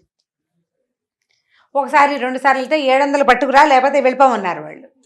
వీళ్ళ నాన్న దగ్గర డబ్బులు లేవు, వాడికేం పెద్ద సంపాదన లేదు, పిల్లాడు అందంగా ఉన్నాడు అంతే, ఒట్టందంతో ఏం చేస్తావు, కొరుకు తింటారు, డబ్బులు కావద్దు. అక్కడి నుంచి ఈ 700 కావాలి వీడికి. వీడేమనుకున్నాడు, పచ్చమేడ అంటే చాలా పెద్ద మేడ, వాళ్ళ దగ్గర డబ్బులు ఉంటాయి, ఇది ఎవరితో మనని పిలుస్తోంది కదా, పోనీ వెళ్ళి చూసి ఆ 700 ఇస్తుందేమో కనుక్కుందాం, వర్కౌట్ చేయడానికి ప్లాన్ చేశాడు. అక్కడి నుంచి ఆ చెలికెత్తిపోయి, అమ్మ ఆయనకి డబ్బులు కావాలటమ్మా, ఆయన ఏదో డబ్బు అవసరంలో ఉన్నాడంటే, ఎంత కావాలంటే అంత ఇస్తాను రమ్మనేసరికల్లా అతను ఈ అమ్మాయి దగ్గరకు వచ్చేసాడు. శాస్త్రంగా వివాహము పాడు ఏమీ లేదు, కానీ అతను వీళ్ళతోటి ఉన్నాడు కొద్ది రోజులు. ఉన్న తర్వాత ఈ 700 చేర్చిక్కించుకుని మళ్ళీ తిరిగి చూడకుండా వెళ్ళిపోయాడు. సరే ఇప్పుడు మగవాళ్ళు అయితే వెళ్ళిపోతారు, ఆడవాళ్ళకి అవకాశం తప్పించుకునేందుకు లేదు కదా. ఈ అమ్మాయి కాస్త గర్భవతి అయింది. గర్భవతి అయ్యేసరికి వీళ్ళకి ఏం చేయాలో తెలియలేదు. సరే గర్భానికి ఏమిటి పెరిగిపోతుంది ఆటోమేటిక్గా. అమ్మాయి రోజు శివాలయానికి వెళ్ళి ఏడ్చేది, వాడెవడికో రాత్రిపూట నన్ను కన్యాదానం చేయటం ఏమిటి, వీడెవడినో ప్రేమిస్తే వీడు నా కొంప ముంచి వెళ్ళిపోవటం ఏమిటి, ఈ గర్భము నేనేం చేయను అని శివుడికి రోజు ప్రార్థించేది. పురిటినాటి రాత్రి ఆ పిల్లాడు పుట్టంగానే ఆ రోజు రాత్రి పరమశివుడు కల్లో కనపడ్డాడట. కనపడి ఏం చెప్పాడు ఈ అమ్మాయికి, అమ్మ పిల్లాడిని పుట్టినవాడిని, నువ్వు నా భక్తురాలివి, నేను నీకు ఒక ఉపాయం చెప్తాను, మంచంతో సహా తీసుకెళ్ళి రాజుగారి వాకిట్లో వదిలిపెట్టరా, పిల్లవాడి తల కింద 1000 బంగారు నాణ్యాలు ఉన్న సంచి పెట్టు అని చెప్పాడు. ఈ అమ్మాయి ఏం చేసింది, తెల్లవారకండానే రాత్రి చీకటి పడుతుండగా డెలివరీ అయింది. తెల్లవారకండానే పిల్లాడిని ఎత్తుకుని వాడికి చిన్న మంచంతో ఆ 1000 బంగారు నాణ్యాలు సంచులు పోసి, డబ్బు ఉంది పిల్ల దగ్గర, ఆ డబ్బు ఎక్కడిది, దొంగ ఇచ్చింది. ఆ డబ్బుతో ఈ పిల్లాడిని ఎత్తుకెళ్ళి రాజుగారి వాకిట్లో వదిలిపెట్టి వచ్చేసారు. తల్లి పిల్ల ఇద్దరు కలిసి నిశ్శబ్దంగా ఇంటికి వచ్చేసారు. వీళ్ళ దారిన వీళ్ళు ఉండటం మొదలుపెట్టారు. అక్కడ చేరాడు కదా వాకిట్లో, రాజుగారి వాకిట్లోకి చేరాడు. ఈ రాజుగారి వాకిట్లో చేరేసరికి రాజుకి తెల్లవారుజామున కల వచ్చింది. ఆయనకి సంతానం లేదు. ఆ రాజుగారి పేరు సూర్యప్రభువు. ఆయనకి పిల్లలు లేరు. తెల్లవారుజామున, ఓ రాజాలే, నీకోసం ఒక పిల్లవాడు సిద్ధంగా ఉన్నాడు, బంగారంతో దొరుకుతాడు బిడ్డ, వాడిని పెంచుకోను, వాడిని ఈ రాజ్యానికి రాజుని చెయ్యని ఒక మాట వినపడింది. ఏదో కల్లో వేగ్గా వినిపించింది. అవునో కాదో చూద్దామని ఈయన లేచి బయటకు వచ్చేసరికల్లా కోటగా గుమ్మం వాకిట్లో మంచము, పసిబిడ్డ మంచము, దాని వాడి ఎత్తికిందే 1000 నాణ్యాలు కనిపించింది. 1000 నాణ్యాలు అంటే అది చిన్న సొమ్ము కాదు. ఆ పిల్లల్ని అలాంటి 10 మంది పిల్లల్ని ఈజీగా పెంచేసేయచ్చు. అక్కడి నుంచి ఇంత సంపదతోటి దొరికేసరికల్లా పిల్లాడికి చంద్రప్రభువు అని పేరు పెట్టి రాజుగారు పెంచుకున్నాడు. వీళ్ళకి తెలిసింది మన రాజుగారు పెంచుకుంటున్నాడు, ఇంకా ఏం పర్వాలేదు అని. వీళ్ళ దారిని వీళ్ళు ఇప్పుడు ఎలాగో తమ పిల్లాడే, ఏదో ఒకటి జరగాల్సింది జరుగుతుంది అనుకున్నారు. తల్లి పిల్ల వాళ్ళ దారిన వాళ్ళు ఉన్నారు, పెద్దవాళ్ళు అయిపోయారు, వాళ్ళ కథ అయిపోయింది. రాజుగారి దగ్గర చేరాడు కదా, పిల్లాడు చక్కగా పెద్దవాడయ్యాడు, పిల్లాడు చక్కగా అందంగా, తల్లి అందమైంది, తండ్రి ఇంకా అందమైన వాడు, పిల్లాడు కూడా అందంగా చక్కగా చందమామల్లే ఉండేవాడు. రాజుగారు అన్ని రకాల విద్యలు నేర్పించారు, పెంచుకున్నారు కదా. ఈ పెంపకం హడావిడి, పిల్లాడు కాస్త పెద్దవాడయ్యాడు. కొంచెం బాగా పెద్ద అయ్యేసరికి ఆయన ఏం చేశాడు, తన రాజ్యాన్ని ఉత్తరాధికారి అయిన ఈ పిల్లాడికి అప్పచెప్పి ఆయన కాశీలో నివసించడానికి వెళ్ళిపోయాడు రాజు. కొంతకాలం అయ్యాక రాజుగారు ఆ ఊళ్ళో మరణించాడు. మరణిస్తే ఖబర్ వచ్చింది, రాజుగారు మరణించారంటే. అయ్యో, దహనక్రియలు చేయడానికి మేము ఇంత దూరంగా ఉన్నాము, సరే దహనక్రియలు అయిపోతాయి, ఎవరో చేసేస్తారు దగ్గరున్న వాళ్ళు, కానీ పిండ ప్రదానం చేయాలి కొడుకు. అందుకని నేను నాన్నకి మొదలటం కోసం నేను వెళ్తానంటే ప్రజలు వీళ్ళు మంత్రులు అంతా వద్దు నువ్వు ఎందుకు అంత దూరం వెళ్ళటమని అన్నారు, కానీ అతను ఒప్పుకోలేదు. నేను దొరికిన బిడ్డని పెంచి రాజ్యాన్ని ఇస్తే ఆయనకి నీళ్ళైనా వదలద్దా నేను కనీసం? ఆయన ఎంత వానప్రస్థానికి వెళ్ళిపోతే మాత్రం నేను చేయాల్సిందేనని ఇతను కొంతమంది సైన్యం కాస్త సహాయకులతోటి బ్రాహ్మణులతోటి కలిసి రాజుగారు అక్కడికి వెళ్ళాడు. వెళ్ళేసరికల్లా సరే గయలో శ్రాద్ధం చేయాలనుకున్నారు. ఆయన కాశీలో మరణించాడు కదా, గయా శ్రాద్ధం విశేషం కదా. ఈ మిగిలిన ఉదరక్రియలు విధానాలన్నీ అయిన తర్వాత రాజుగారు ఆ పిండాన్ని జలంలో వదిలిపెడతారనమాట. పిండం చేయటం అంటే ఏమిటి? ఆ పిండం అంటే ఇదేదో బ్యాడ్ వర్డ్గా ఉంటుంది, ఏమి లేదు. పప్పు ఉండ ఒకంత ముద్ద. ఈ ముద్దని నీటిలో వదలబోయాడు. వదలపోతే 3 చేతులు వచ్చినాయిట పైకి, ఇలాగా 3 చేతులు వచ్చినాయి. 3 చేతులు చూసరికల్ నిర్ఘాంతపోయాడు. ఏ చేతిలో ఈ పిండాన్ని పెట్టాలో తెలియదు రాజుకి. ఆ బ్రాహ్మణులంతా చుట్టుపక్కల చేరిన వాళ్ళంతా చూశారు. 3 చేతులు చూస్తే మొదటి చేతికి ఇనప మేకు గుచ్చుంది. అంటే వీడు దొంగ. ఆ దొంగతనం చేసిన వాళ్ళకి వేసే శిక్ష ఏంటి? ఈ చేతుల్లో మేకులు కొడతారు. అది నల్లటి చెయ్యి తాడుగట్టుంది, అంటే మొదటివాడు దొంగ. రెండో వాడి చేతికి పవిత్రం ఉంది, అంటే దర్భతో చేసినటువంటి ఉంగరం. రెండోది బ్రాహ్మడి చెయ్యి. మూడోది కంకణాలు ఉంగరము రాజముద్రికతో ఉన్న చెయ్యి రాజుగారి చెయ్యి. 3 చేతులు వచ్చింది. వీళ్ళ ముగ్గురులో నా తండ్రి ఎవరు అనేది రాజుగారు డిసైడ్ చేసుకోలేక నిర్ఘాంతపోయాడు. ఇప్పుడు బేతాళుడు అడిగాడు ఎవరికి ఇవ్వాలి? విక్రమార్కుణ్ణి. ఇప్పుడు ఈ ముగ్గురులో ఈ రాజుకి తండ్రి ఎవరు, అతను ఎవరికి ఈ పిండాన్ని పెట్టాలి అనేసరికి రాజు చాలా బాగా తెలివిగా చెప్పాడు. అసలు అందులో గుంజాటనే లేదు. మొట్టమొదట కన్యని వివాహం చేసుకున్నాడు కదా, కన్యాదానం తీసుకున్నవాడే ఈ పిల్లాడికి తండ్రి. అదేలాగా అన్నాడు బేతాళుడు. ఎలాగా అంటే కన్యని పెళ్లి చేసుకున్నాడు. భార్యకి నువ్వు ఇంకొకటి ద్వారా సంతానాన్ని పొందు, ఆ సంతానం నాదవుతుందని అనుజ్ఞ ఇచ్చినవాడు నిజమైన తండ్రి. ఇప్పుడు చిన్నస్వామి ఉన్నాడు, అతని వల్లే ఈ కుర్రాడు కలిగాడు. కానీ అతను ఏం చేశాడు? డబ్బుల కోసం వచ్చాడు ఇక్కడికి, అంతే. అంటే తనని తను అమ్ముకున్నాడు కాబట్టి వాడికి హక్కు లేదు. కన్న తండ్రి అయినప్పటికీ, ఫిజికల్గా వాడే తండ్రి అయినప్పటికీ అతనికి అవకాశం లేదు. ఇప్పుడు రాజుగారు ఇతని రాజ్యానికి రాజుని చేశాడు, కానీ ఈ పిల్లాన్ని దేంతో పెంచాడు? 1000 బంగారు నాణ్యాలతోటి పెంచాడు. ఆ డబ్బు ఎవరిది? మొదట అతనిది. ఇప్పుడు పిల్లవాడి తల్లి, పిల్లవాడి పెంపకానికి సరిపడా డబ్బు, వీడు కలగడానికి ఆజ్ఞ, ఈ 3 ఇచ్చినటువంటి దొంగే రాజుగారి పిండానికి అర్హుడు. మిగిలిన వాళ్ళిద్దరికీ అర్హత లేదు. వాళ్ళిద్దరూ అతని తండ్రులు కాదు. ఇతనే తండ్రి. కన్నవాడు పెంచినవాడు కాకుండా ఆజ్ఞ ఇచ్చిన వాడే తండ్రి అవుతాడని చెప్పాడు రాజు. బేతాళుడు మెచ్చుకున్నాడు. అబ్బా శభాష్, చాలా బాగా చెప్పావు, కానీ నువ్వు మౌనభంగం చేసావు, మాట్లాడావు కదా, కాబట్టి నేను వెళ్ళిపోతున్నా అని చెప్పేసి ఒక్క ఉదుటున ఈ దేహంతో సహా బేతాళుడు ఎగిరి మళ్ళీ మరిచెట్టెక్కేశాడు. కథ మళ్ళీ మొదలైంది. విక్రమార్కుడు మళ్ళీ వెనుదిరిగి 4 అడుగులు శ్మశానం లోపలికి వేశాడు. కథ కంచికి మనం ఇంటికి. చాలా బాగుంది. ఇవి ఒరిజినల్ సిరీస్ ఒరిజినల్. ఎన్ని ఉంటాయండి ఒరిజినల్? అవి 24 ఏమో అని అనుకుంటున్నా. ఓకే, నేను చెప్తాను. చివరి కథ చెప్పి ఏం చేద్దాం, ఒక 5-6 ఒరిజినల్స్ నుంచి ఒక 5-6 కథలు చెప్దాము కనీసం. అంటే కొన్ని ఇంతకుముందు మనం చెప్పుకున్నామండి. ఒక 5-6 ఈజీగా చెప్పుకోవచ్చు మనం. అది చెప్పాక చివరి కథ చెప్పి ఇంకా విక్రమార్కుడు చెప్పను అని చెప్తా. రైట్. థ్యాంక్ యూ రమ్మ గారు. ఇంకో స్టోరీతో కలుద్దాం. బాయ్.